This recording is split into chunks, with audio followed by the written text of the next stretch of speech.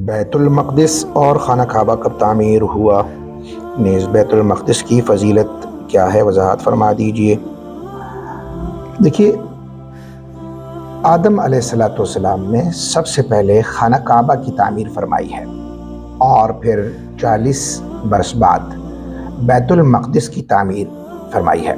حضرت ابو ذر رضی اللہ تعالیٰ عنہ نے رسول صلی اللہ علیہ وسلم سے پوچھا، بخاری شریف کی حدیث ہے، کہ بیت المقدس اور مسجد حرام ان میں کتنا فاصلہ ہے؟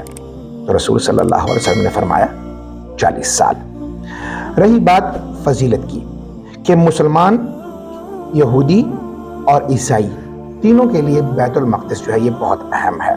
اس کی وجہ یہ ہے کہ مومن شروع میں 16 یا 17 ماہ بیت المقدس کی طرف منہ کر کے باقاعدہ نماز ادا کرتے رہے ہیں۔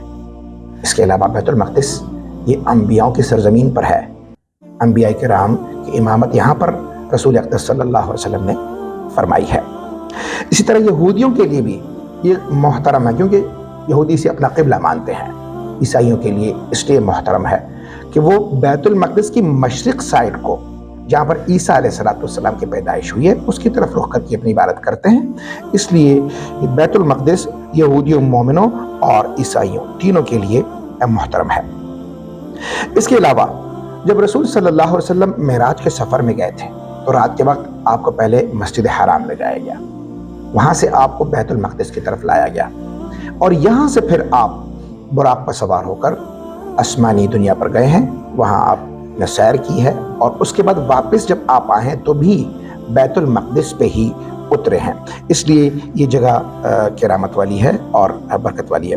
دجال جب بعد میں آئے گا تو وہ دنیا کے کونے کونے میں پہنچے گا، البتہ کچھ جگہیں ایسی ہیں، حدیث شریف میں آتا ہے کہ اس میں داخل نہ ہو سکے گا۔ ان میں مسجد حرام، مسجد نبوی، مدینہ منورہ اور بیت المقدس شامل ہے، اور ایک روایت کے مطابق کوہ طور بھی اس میں شامل ہے۔ اب رہی بات کہ اگر کوئی شخص ثواب کی نیت سے کسی مسجد کی زیارت کے لیے جانا چاہے تو حدیث مبارکہ میں 3 مساجد کا تذکرہ آتا ہے کہ ان کے لیے تو سفر ثواب کی نیت سے کیا جا سکتا ہے، باقی کسی مسجد کے لیے ثواب کی نیت سے سفر نہیں کیا جا سکتا۔ ان میں مسجد حرام، مسجد نبوی اور بیت المقدس شامل ہے۔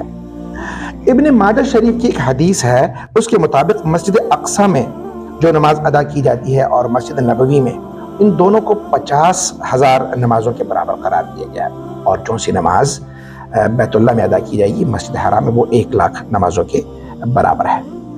بیت المقدس کی فضیلت اس وجہ سے بھی ہے، مفسرین کہتے ہیں کہ جب نفخہ ثانی کی پکار ہوگی، تفسیر ابن کثیر میں ذکر ہے کہ جب نفخہ ثانی ہوگا، جب اسرافیل علیہ السلام اللہ کے حکم سے دوسری بار سور میں پھونک ماریں گے، تو یہ بیت المقدس کی آس پاس کا علاقہ ہوگا، یہاں سے یہ پکار اٹھے گی، پھر لوگ میدان محشر کی طرف جمع ہوتے ہوں گے۔ مفسرین فرماتے ہیں کہ یہ صخرہ بیت المقدس کا علاقہ کہلایا جاتا ہے۔ شکریہ۔